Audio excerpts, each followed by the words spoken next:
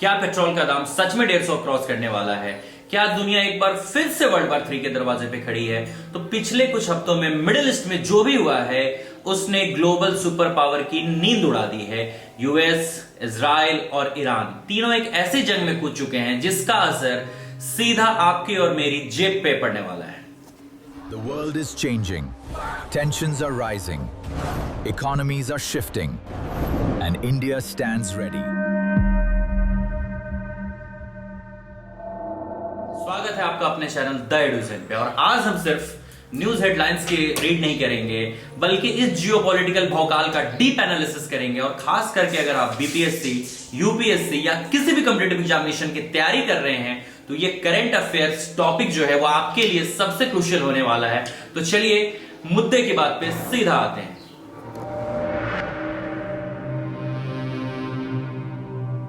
कहानी शुरू होती है 28 फरवरी 2026 से, जब अमेरिका और इजराइल ने मिलकर एक ऐसा सरप्राइज अटैक किया जिसकी ईरान ने बिल्कुल उम्मीद नहीं करी थी।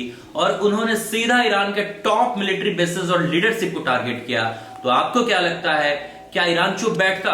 बिल्कुल नहीं।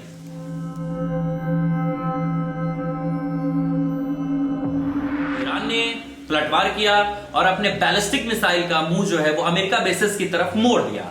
लेकिन ईरान का सबसे बड़ा जो मास्टर स्ट्रोक जो था वो कुछ और था। उन्होंने दुनिया की सबसे वाइटल आर्टरी यानी स्ट्रेट ऑफ हॉर्मुज को ब्लॉक कर दिया। और ये वो समुद्री रास्ता है जहां से दुनिया का लगभग जो 20 से 30% जो ऑयल है, तेल है, वो गुजरता है। और वहीं से शुरू हुआ असली खेल।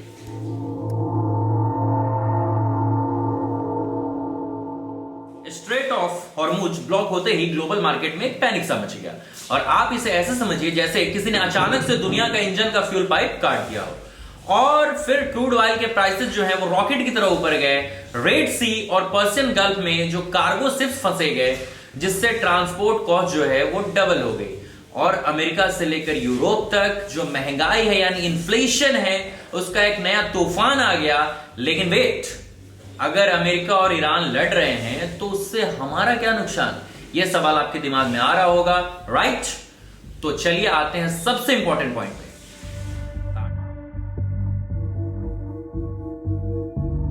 तो दोस्तों, भारत के लिए जो है ये क्वाड्रपल शॉक है। क्वाड्रपल शॉक अगर बोले जैसा क्वाड्रिलेटर बोलते हैं यानी चार बड़े झटके जो हमारी इकोनॉमी को लग सकते हैं। आइए एक एक करके समझते हैं।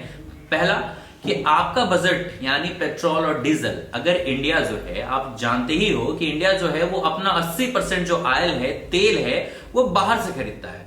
अगर वहां से ऑयल आना बंद हुआ, लेकिन ऐसा आप सुन रहे हैं कि नहीं, स्ट्रेट ऑफ हॉर्मुज से जो है वो भारतीय जो शिप है उसको आने दिया जा रहा है। लेकिन आपको भी पता है कि जिस तादाद में पहले आ रही थी उस तादाद में तो अभी नहीं आ रही है ना। और फिर शिप आएगी, फिर यहाँ के रिफाइनरी तक पहुंचेगी, फिर वहां से रिफाइनरी होकर आपके नजदीकी पेट्रोल तक पहुंचेगी, पेट्रोल पंप तक पहुंचेगी। तो इन सारे प्रक्रिया में जो है वो करीबन 2 से 3 महीने का वक्त जाया होता है। आप इसलिए भी देखे होंगे कि पेट्रोल और डीजल जो है वो महंगा हुआ होगा। और अभी खासकर चुनाव है इसलिए वो महंगाई नहीं नजर आ रही है आपको जितनी होनी चाहिए। तो जब डीजल महंगा होगा तो ट्रक का भाड़ा भी बढ़ेगा। और जब ट्रक का भाड़ा बढ़ेगा तो आपके घर में आने वाला आलू, प्याज और राशन सब महंगा हो जाएगा। तो इंतजार करिए चुनाव तक का। चुनाव के बाद आपको भारी जो अपलिफ्टमेंट है पेट्रोल के रेट में वो देखने को मिल सकता है। तब तक थोड़े से बढ़े हुए दामों का आनंद उठाइए। और दूसरे मुद्दे पे आते हैं कि हमारे किसान और खेती के बात पे अगर आते हैं तो ये पॉइंट बहुत ध्यान से सुनिएगा, क्योंकि इंडिया जो है वो अपनी खेती का जो फर्टिलाइजर होता है जैसे यूरिया है ना, जैसे यूरिया, उसका एक बहुत बड़ा हिस्सा जो है वो मिडिल ईस्ट से इंपोर्ट करता है। और सप्लाई चेन टूटने से जो फर्टिलाइजर की कमी हो सकती है इसका सीधा असर हमारे किसानों पर और हमारे एग्रीकल्चरल आउटपुट पर पड़ेगा। आप सीधा ऐसे समझिए कि सपोज अगर कहीं युद्ध जैसी स्थिति पैदा हुई है तो हम मोस्ट एसेंशियल चीज जो होते हैं उसको आयात करते हैं।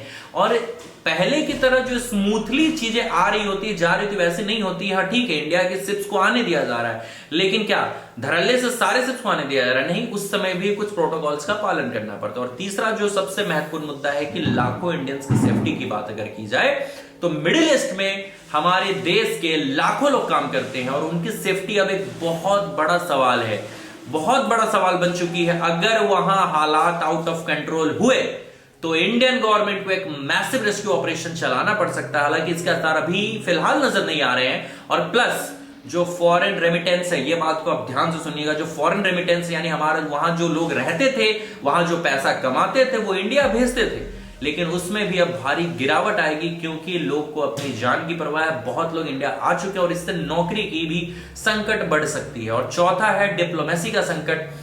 तो इंडिया की दोस्ती जो है आप सब जानते होंगे कि इजराइल के साथ भी बहुत अच्छी है ना, मजबूत है डिफेंस वेपन्स के लिए।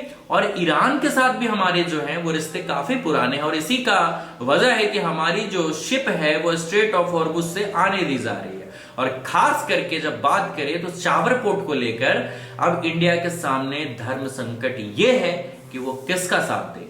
ये हमारी फॉरेन पॉलिसी का सबसे बड़ा टेस्ट होने वाला है।